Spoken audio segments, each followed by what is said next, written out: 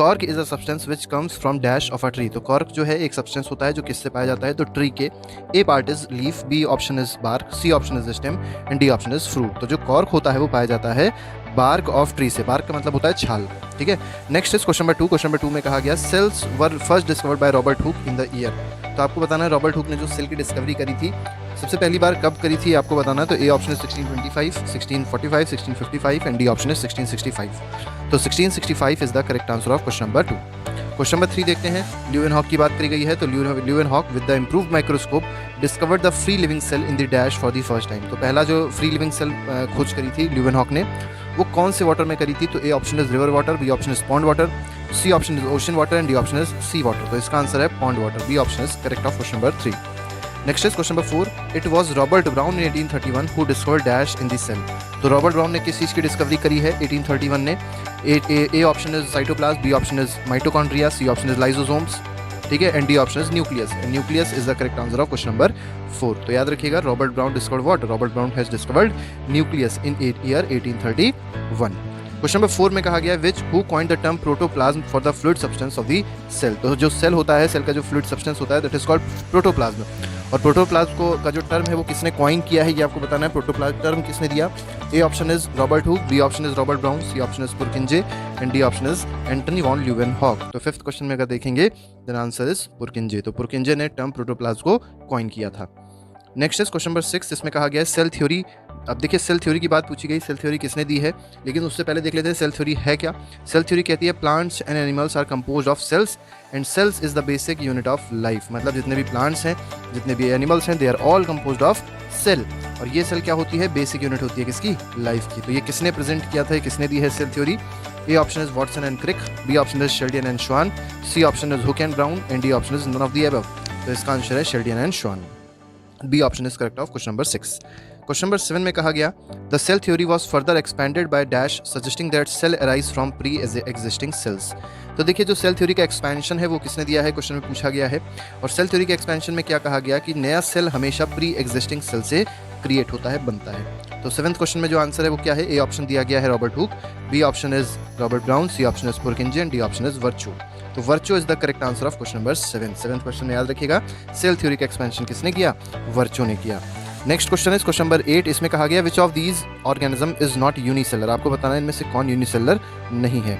तो पहला दिया गया क्लैमिडोमोनास यूनिसेलर होता है, पैरामीशियम यूनिसेलर है, बैक्टीरिया भी यूनिसेलर है, लेकिन फिश एक यूनिसेलर ऑर्गेनिज्म नहीं है। फिश क्या है, fish is a multicellular organism. तो ये याद रखिएगा फिश कैसा होता है, fish is a multicellular organism. Next is question number 9। Every cell consist of. तो हर एक सेल में क्या होता है, प्लाज्मा मेम्ब्रेन बिल्कुल होती है, न्यूक्लियस भी होता है और साइटोप्लाज्म भी होता है। तो इसका मतलब डी ऑप्शन इसका सही हो जाएगा, ऑल ऑफ दी अबव। तीनों ही चीजें सभी सेल में प्रेजेंट होती है। क्वेश्चन नंबर 10 में कहा गया identify the incorrect statement about plasma membrane. Plasma membrane से रिलेटेड देखिए 4 बातें दी गई हैं, आपको बताना है कौन सी बात गलत है। तो फर्स्ट कहा गया this is outermost covering of cell that separates the content of cell from its external environment. तो देखिए जो सेल मेम्ब्रेन होती है वो आउटर मोस्ट कवरिंग होती है सेल की, बिल्कुल सही है। और ये क्या करती है, ये सेल को जो सेल के अंदर कंटेंट होता है उसको सेपरेट करके रखती है, किससे, एक्सटर्नल एनवायरनमेंट से। बात बिल्कुल सही है, तो A option is correct. B option देखिए द प्लाज्मा मेम्ब्रेन अलाउज और permits the entry and exit of some material in and out of the cell. देखिए यही प्लाज्मा मेम्ब्रेन क्या करती है, कुछ सब्सटेंसेस को परमिट करती है, एंट्री परमिट करती है, और कुछ को अंदर जाने नहीं देती है या एंट्री एग्जिट अलाउ नहीं करती है। तो ये कौन करता है, तो ये प्लाज्मा मेम्ब्रेन करती है, बिल्कुल सही है। और इसीलिए इसको क्या कहा जाता है, सिलेक्टिवली परमिएबल मेम्ब्रेन भी कहा जाता है। ठीक है, याद रखिएगा it is also called selectively permeable membrane. तो देखिए सी ऑप्शन में कहा गया it is also called suicidal bags. तो सुसाइडल बैग्स प्लाज्मा मेम्ब्रेन को नहीं कहते, ये कहते हैं लाइसोसोम्स को। ठीक है, यही जो आप ऑप्शन देखेंगे, जो ये ऑप्शन नंबर सी है ये गलत है, क्योंकि ये लाइसोसोम्स को कहा जाता है, लाइसोसोम्स। ठीक है, they are called suicidal bags. और डी ऑप्शन में दिया गया है it is also called selectively permeable membrane, तो ये सही है। तो ए, बी और डी ऑप्शन सही है, इसमें कौन सा ऑप्शन गलत है, C option is wrong. Next is question number 11। इसमें कहा गया सब्सटेंसेस लाइक कार्बन डाइऑक्साइड और oxygen can move across the cell membrane by the process called. देखिए आपको प्रोसेस का नाम बताना है जिससे कार्बन डाइऑक्साइड और ऑक्सीजन मतलब गैसेस की बात हो रही है, उनका एक्सचेंज पॉसिबल होता है थ्रू सेमी परमिएबल मेम्ब्रेन। तो इस प्रोसेस को क्या कहा जाता है, ए ऑप्शन दिया गया है ट्रांसपीरेशन, गलत है। बी ऑप्शन लोकोमोशन, गलत है। C option diffusion. Diffusion is the correct answer of question number 11। Osmosis भी गलत है। नेक्स्ट क्वेश्चन है question number 12, the movement of water molecules. देखिए लिक्विड मॉलिक्यूल और वाटर मॉलिक्यूल का मूवमेंट हो रहा है और किससे हो रहा है, सिलेक्टिवली परमिएबल मेम्ब्रेन मतलब सेल मेम्ब्रेन के थ्रू हो रहा है। अब इसको क्या कहा जाएगा, तो इसको ए ऑप्शन दिया गया transpiration, B option is locomotion, C option is diffusion and D option is osmosis. Then osmosis is the correct answer of question number 12। तो याद रखिएगा गैस के पार्टिकल्स अगर मूव करते हैं तो उसको डिफ्यूजन कहेंगे, वाटर के पार्टिकल मूव करते हैं तो उसको ऑस्मोसिस कहेंगे। नेक्स्ट इज क्वेश्चन नंबर 13, इसमें कहा गया if the medium surrounding the cell has higher water concentration. देखिए ये सेल है, सेल के बाहर जो मीडियम है उसमें कंसंट्रेशन जो है वाटर का वो ज़्यादा है, ठीक है। देन द सेल के अंदर कंसंट्रेशन वाटर का कम है और सेल के बाहर कंसंट्रेशन वाटर का ज़्यादा है। Meaning that outside solution is very dilute, the cell will gain water by osmosis. अब आपको पता है क्या होगा, पानी अंदर जाएगा, किसके, सेल के अंदर जाएगा, ठीक है, क्योंकि बाहर वाटर का जो कंसंट्रेशन था वो ज़्यादा था और आपको पता है हायर कंसंट्रेशन से जो भी मटेरियल होता है वो लोअर कंसंट्रेशन की तरफ मूव करता है। प्रोसेस होगा osmosis, such solution is known as. तो ये जो सॉल्यूशन प्रेजेंट है इसका नाम क्या है ये आपको बताना है। तो इसका नाम ए ऑप्शन दिया गया hypotonic, B option is hypotonic, C option is isotonic and D option is concentrated. तो आप देख सकते हैं this solution is called hypotonic solution. और हाइपोटोनिक सॉल्यूशन में होगा क्या, स्वेलिंग आएगी। अभी आप देख सकते थे स्वेल हो रहा था सेल, तो स्वेलिंग आती है हाइपोटोनिक सॉल्यूशन में। नेक्स्ट इज क्वेश्चन नंबर 14, बिल्कुल सेम उसी तरीके का दिया गया है। If the medium has lower concentration, देखिए यहाँ पे आपको सेल दे दिया गया, ये सेल है और इसके बाहर क्या है, मीडियम है।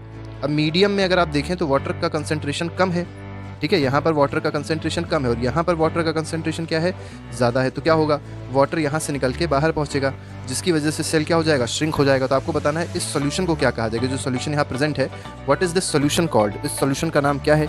ए ऑप्शन दिया गया hypertonic, B option is hypotonic, C option is isotonic and D option is concentrated. तो इसका नाम है हाइपरटोनिक सॉल्यूशन। और हाइपरटोनिक सॉल्यूशन में क्या होगा, श्रिंकेज होगा सेल में, याद रखिएगा shrinkage of cell take place. Question number 15 देखिए, osmosis is a special case of diffusion through semi selectively permeable membrane. तो ये बात सही है, तो ये बात बिल्कुल सही है। ऑस्मोसिस क्या होता है कि स्पेशल केस होता है डिफ्यूजन का, लेकिन किसके थ्रू, सेलेक्टिवली परमिएबल मेम्ब्रेन के थ्रू, ठीक है। तो डिफ्यूजन में सेलेक्टिवली परमिएबल मेम्ब्रेन की जरूरत नहीं पड़ती है, लेकिन ऑस्मोसिस बिना सेलेक्टिवली परमिएबल मेम्ब्रेन के नहीं होता है।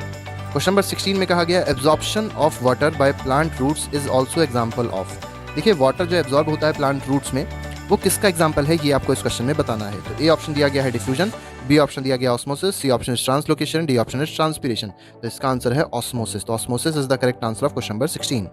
17 देखिए, 17 में कहा गया the plasma membrane is a flexible and is made up of organic molecules called. तो देखिए जो प्लाज्मा मेम्ब्रेन है वो कैसी होती है, फ्लेक्सिबल होती है, तो पता है, और कुछ ऑर्गेनिक मॉलिक्यूल से बनती है। तो प्लाज्मा मेम्ब्रेन किन ऑर्गेनिक मॉलिक्यूल से बनती है, क्वेश्चन में पूछा गया है। A option is lipids only, B option is proteins only, C option is vitamins only and D option is both lipids and proteins. तो यही आंसर इसका सही है। तो प्लाज्मा मेम्ब्रेन लिपिड्स मॉलिक्यूल की बनी होती है और साथ ही साथ प्रोटीन्स की भी बनी होती है। क्वेश्चन नंबर 18 देखिए, the flexibility of cell membrane to engulf in food and other material from its external environment is known as. अब देखिए सेल मेम्ब्रेन अभी हमने देखा था फ्लेक्सिबल होता है और ये इतना फ्लेक्सिबल होता है कि ये फूड को इनगल्फ भी कर लेता है। इस प्रॉपर्टी को क्या कहा जाएगा, क्वेश्चन में ये पूछा गया है। A option osmosis, B option is diffusion, C option is endocytosis and D option is exocytosis. तो इसका आंसर है endocytosis, that is option number C. Next is amoeba acquires its food through. अब देखिए अमीबा जो है वो किस process के थ्रू फूड को एक्वायर करता है, तो अभी जो हम लोग ने प्रोसेस देखा था उसी के थ्रू ये फूड को एक्वायर करेगा, दैट इज एंडोसाइटोसिस, ठीक है।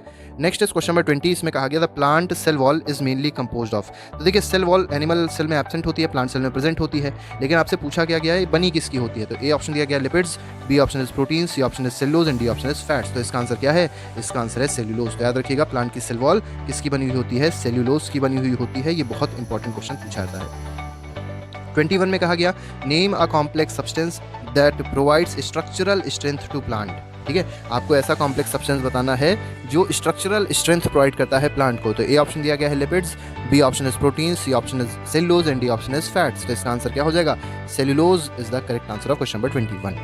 22 देखते हैं, इसमें कहा गया when a living plant cell loses water through osmosis there is the shrinkage और contraction of the content of the cell away from the cell wall, this phenomena is known as. तो अभी हमने देखा था श्रिंकेज हो रही थी, contraction हो रहा था सेल का, तो इस प्रोसेस को क्या कहा जाएगा, इस फिनोमेना को क्या कहा जाएगा, ये आपको बताना है। ए ऑप्शन ऑस्मोसिस है, बी ऑप्शन डिफ्यूजन है, सी ऑप्शन प्लाज्मोलिसिस है और D option is D plasmolysis. तो इसका जो सही आंसर है वो क्या है, इसका सही आंसर है plasmolysis, C option is correct of question number 22।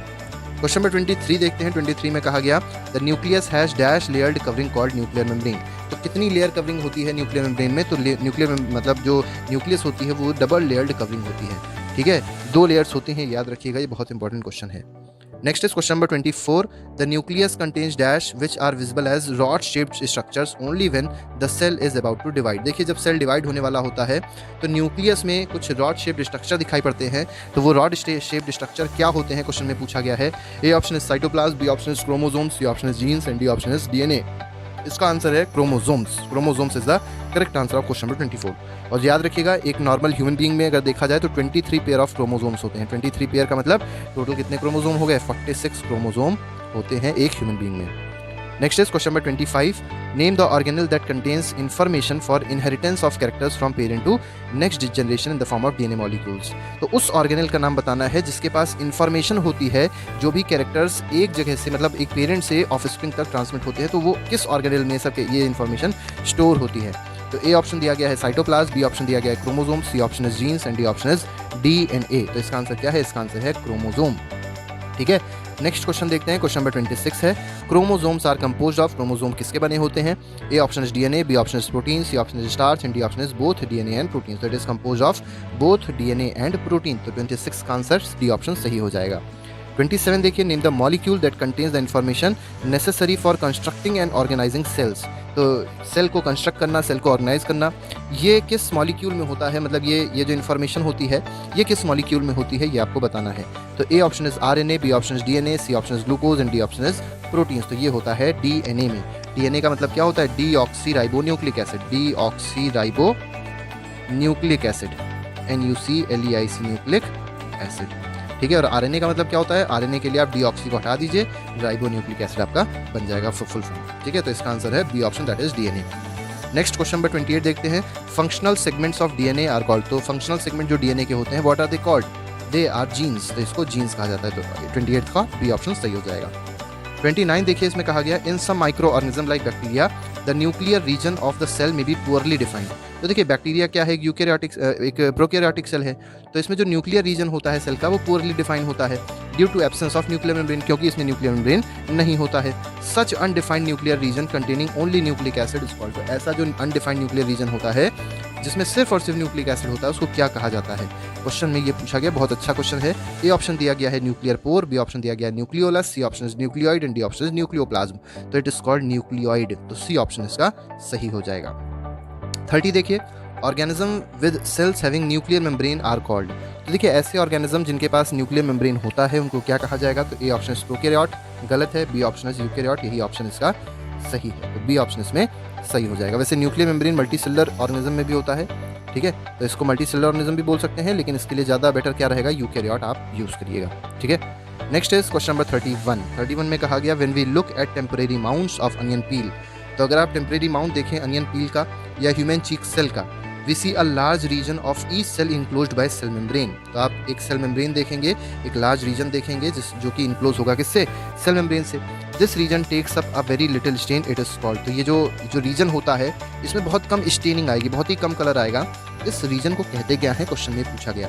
A option is nucleoplasm, B option is cytoplasm, D option is nucleic acid and D option is cell membrane. तो इसको कहते हैं हम लोग साइटोप्लाज्म। ठीक है, तो cyto means cell, plasm means liquid या फ्लूइड। नेक्स्ट क्वेश्चन पे आते हैं। क्वेश्चन नंबर 32 है which microorganism lack any membranes and hence do not show any characteristic of life until they enter a living body and use its machinery to multiply। तो देखिए एक ऐसा micro organism है जो बॉडी में enter कर जाता है तब वो लिविंग बनता है, और जब तक वो बाहर रहता है तब तक वो डेड रहता है, और उसमें कोई भी मेम्ब्रेन नहीं होती है। तो ये जो माइक्रोनिज्म की बात हो रही है दिस इज वायरस। ये बहुत इंपॉर्टेंट क्वेश्चन है। Next is question number 32।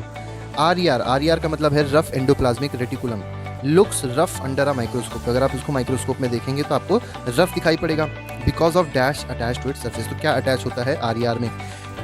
A option is lysosomes, B option is ribosomes, C option is mitochondria and D option is DNA. तो इसका आंसर है राइबोसोम्स। ठीक है, तो राइबोसोम्स अटैच होते हैं जिसकी वजह से ये हम लोग को रफ दिखाई पड़ता है। राइबोसोम का काम क्या होता है?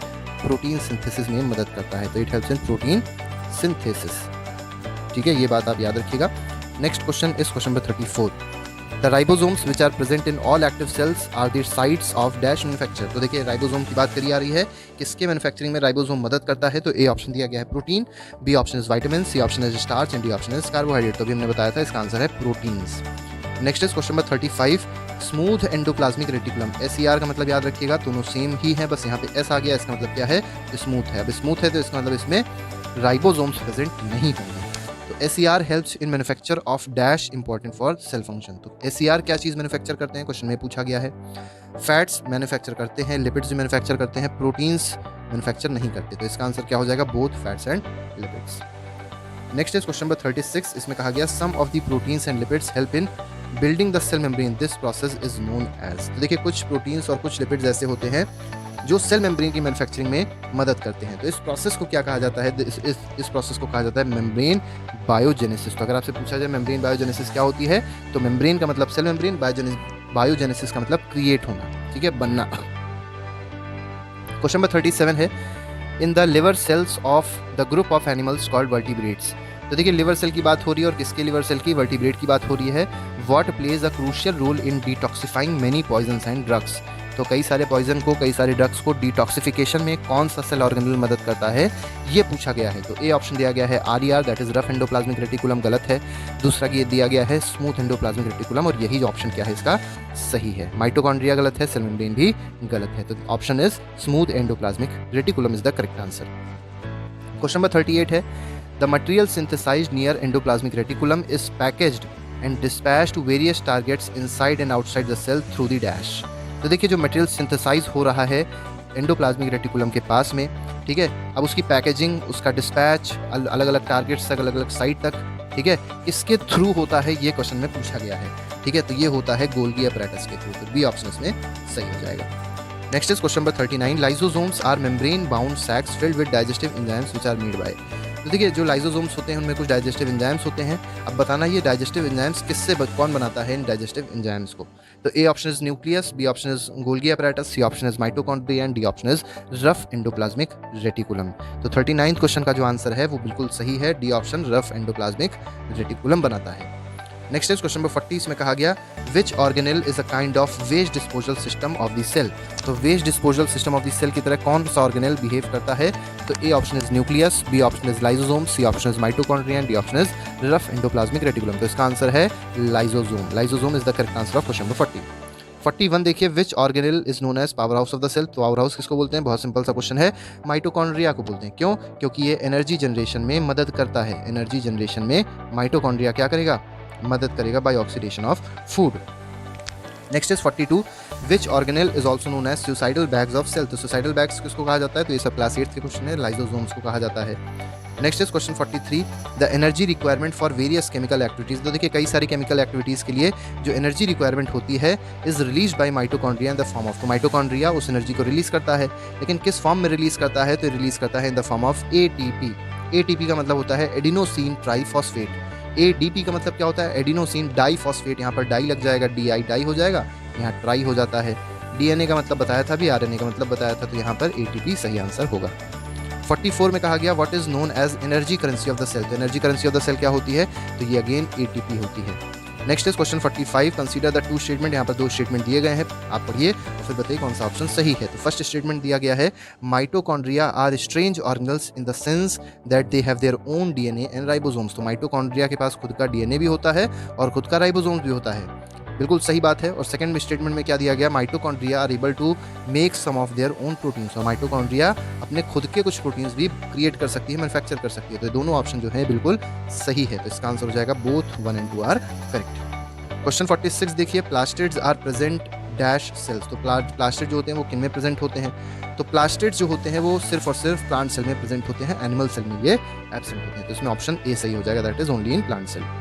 आइडेंटिफाई द इनकरेक्ट, आपको बताना है कौन सा स्टेटमेंट इनकरेक्ट है। तो chromoplast containing the pigment chlorophyll are called chloroplast. देखिए क्रोमोप्लास्ट, ऐसे क्रोमोप्लास्ट जिनमें क्लोरोफिल प्रेजेंट होता है उसको क्या कहेंगे, क्लोरोप्लास्ट कहेंगे, बिल्कुल सही स्टेटमेंट है।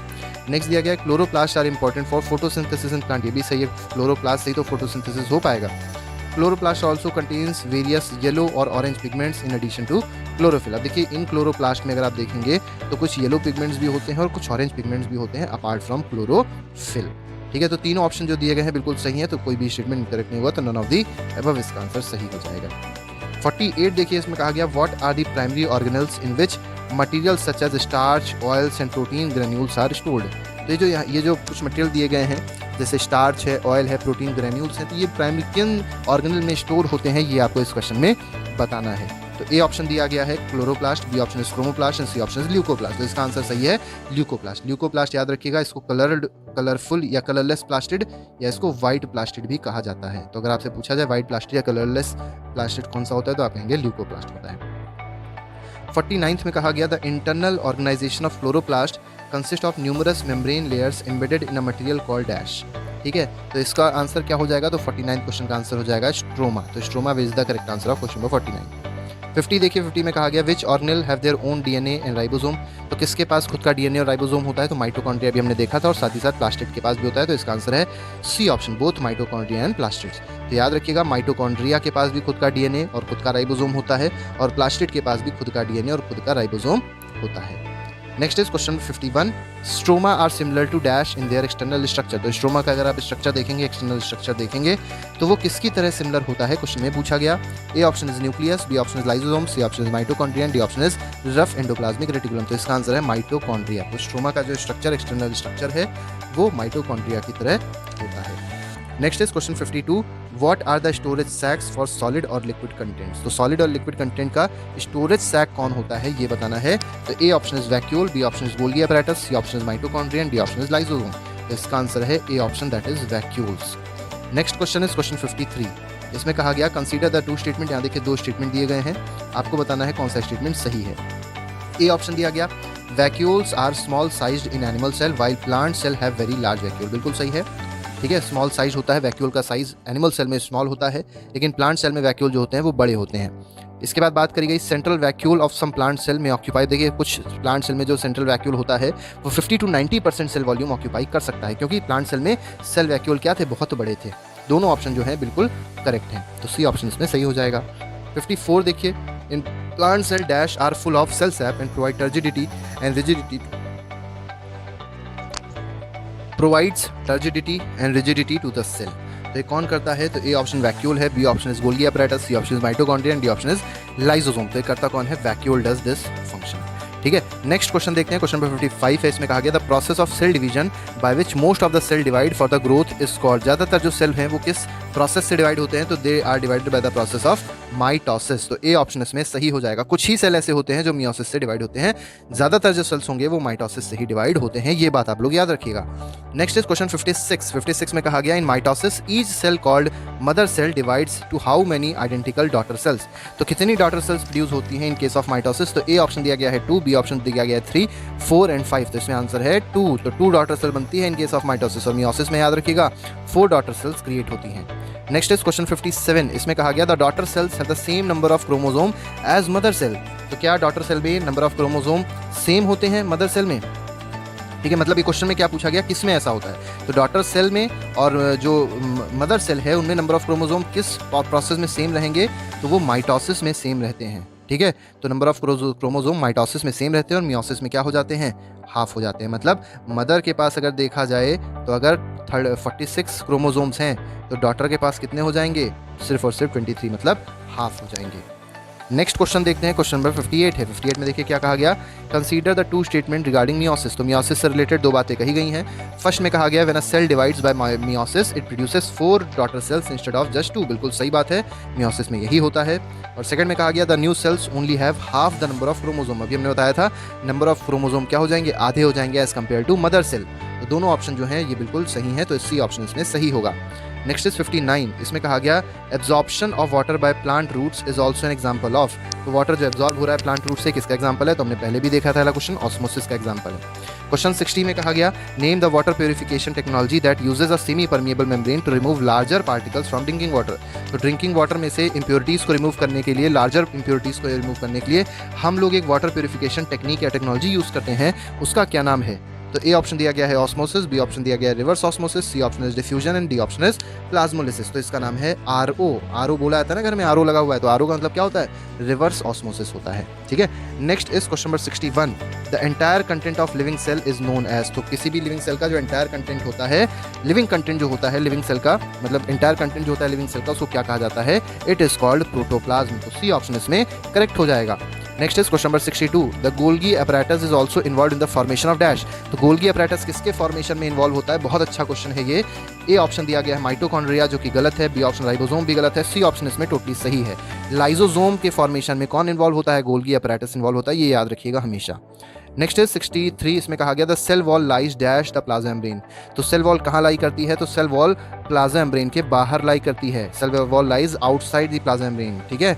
Next is question 64, which of the following is use to stain the cells. तो सेल्स को स्टेन करने के लिए, कलर करने के लिए हम लोग कौन सा मटेरियल यूज करते हैं, कौन सा सोल्यूशन यूज करते हैं? तो ए ऑप्शन आयोडीन सोल्यूशन बिल्कुल सही है। बी ऑप्शन सैफ्रनिन सोल्यूशन, ये भी सही है। C option methyl blue solution सही है। तो इसका आंसर क्या हो जाएगा? डी, मतलब तीनों ही सोल्यूशन इसमें यूज किए जाते हैं। 65th क्वेश्चन देखते हैं, the cytoplasm is the fluid content inside the dash. तो साइटोप्लाज्म जो फ्लूइड कंटेंट होता है वो किसके अंदर होता है, ये आपको बताना है। तो A option is plasma membrane, B option is cell wall, C option is mitochondria and D option is chloroplast. तो इसमें ए ऑप्शन जो है वो बिल्कुल सही है। तो प्लाज्मा मेम्ब्रेन के अंदर का जो फ्लूइड कंटेंट होगा उसको क्या कहा जाएगा? साइटोप्लाज्म कहा जाएगा। 66 देखते हैं, in which type of solution cell is likely to swell up. तो अभी हम लोग ने देखा था स्वेलिंग किस टाइप के सोल्यूशन में हो रही थी। तो स्वेलिंग किस में होती है? तो स्वेलिंग होती है हाइपोटोनिक सोल्यूशन में, ठीक है। तो इसमें बी ऑप्शन सही है। और श्रिंकेज किस में होता है? हाइपरटोनिक सोल्यूशन में। और नो चेंज किस में होगा? आइसोटोनिक सोल्यूशन में, ठीक है। क्वेश्चन 67 देखिए, इन अ हाइपरटोनिक सोल्यूशन की बात हो रही है। Water crosses the cell membrane in both the directions, but this time more water leaves the cell than enters, it may result the cell to. देखिए ज़्यादा जो वाटर है वो क्या हो रहा है? लीव कर रहा है, छोड़ रहा है उसको। और ज़्यादा अगर पानी उससे निकल रहा है, इसका मतलब वो क्या हो जाएगा? श्रिंक हो जाएगा। तो श्रिंकेज हो जाएगा इसमें। बी ऑप्शन इसमें सही है। 68 में कहा गया, आइडेंटिफाई द इनकरेक्ट स्टेटमेंट। बताना है इनकरेक्ट स्टेटमेंट कौन सा है। Mitochondria have two membrane covering, बिल्कुल सही है। अंदर की कवरिंग याद रखिएगा, जो इनर कवरिंग होती है वो फोल्डेड होती है, जिससे सरफेस एरिया बढ़ जाए, और सरफेस एरिया के बढ़ने से ज़्यादा एटीपी का प्रोडक्शन होता है, ठीक है। छोड़िए इसको फिलहाल, इस पे आइए। 68 में ए ऑप्शन जो है बिल्कुल सही है। B option, outer membrane is porous while the inner membrane is deeply folded. देखिए इनर मेम्ब्रेन बोला गया ना, डीपली फोल्डेड होती है, ये भी हमने आपको बताया। दोनों ऑप्शन सही है। C option is these fold increases the surface area for ATP generating chemical reactions. तो ये तीनों ऑप्शन सही हैं, ठीक है। जितना ज़्यादा फोल्डिंग होगी उतनी ही ज़्यादा एनर्जी जनरेट होगी इन द फॉर्म ऑफ एटीपी। और डी ऑप्शन में दिया गया mitochondria help in protein synthesis. तो ये चीज़ गलत है। प्रोटीन सिंथेसिस में माइटोकॉन्ड्रिया हेल्प नहीं करती है। प्रोटीन सिंथेसिस में कौन मदद करता है? ये राइबोसोम्स मदद करते हैं। तो इसमें डी ऑप्शन जो है वो सबसे इनकरेक्ट स्टेटमेंट होगा एज कम्पेयर टू अदर 3, ठीक है। 69 देखते हैं, आइडेंटिफाई द इनकरेक्ट स्टेटमेंट। बताना है कौन सा स्टेटमेंट इनकरेक्ट है। फर्स्ट दिया गया है, empty structure in the cytoplasm is called vacuole, बिल्कुल सही है। साइटोप्लाज्म में जो एम्प्टी स्ट्रक्चर होता है उसको वैक्यूल कहा जाता है। It could be single as big as onion cell, ये बात भी सही है। दोनों ऑप्शन सही हो गए। चीक सेल्स हैव स्मॉलर वैक्यूल्स। तो चीक सेल में वैक्यूल कैसे होते हैं? स्मॉलर होते हैं, बिल्कुल ठीक है। लेकिन 69 देखिए, इसमें डी ऑप्शन जो दिया गया, large vacuole are common in animal cell. Large vacuole animal cell में तो ही ना होता है, किसमें होता है? ये होता है प्लांट सेल में। एनिमल सेल में तो बहुत ही छोटा वैक्यूल होता है। तो इसमें डी ऑप्शन जो है ये इनकरेक्ट होगा। लास्ट क्वेश्चन देखते हैं। हमारा लास्ट क्वेश्चन में कहा गया है करेक्ट स्टेटमेंट बताना है। फर्स्ट स्टेटमेंट दिया गया है, in a cell which is not dividing the DNA is present as a part of chromatin material, बिल्कुल सही स्टेटमेंट है। बी ऑप्शन दिया गया, chromatin material is visible as entangled mass of thread like structure. ये chromatin material किस form में present होगा? Entangled mass के फॉर्म में प्रेजेंट होगा, थ्रेड लाइक स्ट्रक्चर के फॉर्म में प्रेजेंट होगा, ठीक है। तो ए और बी दोनों सही हुआ। सी ऑप्शन देखिए, whenever the cell is about to divide, अब जब सेल डिवाइड होने वाला होता है तो क्रोमैटिन मटेरियल जो होता है वो ऑर्गेनाइज हो जाता है और वो क्या बन जाता है? क्रोमोसोम बन जाता है। तो इसमें तीनों ही ऑप्शन जो दिए गए हैं बिल्कुल एब्सोल्युटली करेक्ट है। तो इसका आंसर क्या हो जाएगा? All of the above. इसका